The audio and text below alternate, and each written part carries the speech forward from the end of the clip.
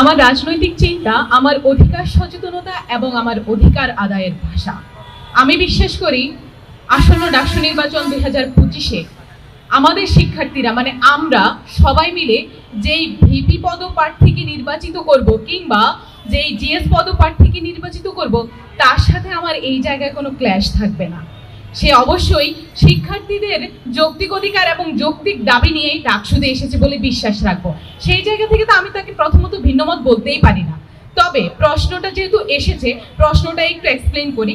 ভিন্নমত বলতে এখানে রাজনৈতিক আদর্শ, কালচারাল আদর্শ কিংবা তার চলাফেরা, তার চলন বলন সবকিছুর ক্ষেত্রে কথা বলার ধরনও হতে পারে।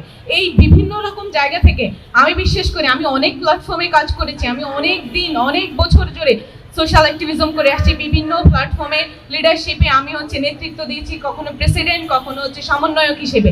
সেই জায়গা থেকে আমি বিশ্বাস করি আমার পরমত সহিষ্ণুতা এবং দল মত নির্বিশেষে মানুষের জন্য কাজ করার যে স্পৃহাটা সেটা আমার অনেক তীব্র। সেই জায়গা থেকে আমার ভিপিজিএস এর সাথে কোনো ক্ল্যাশ থাকতেই পারে না।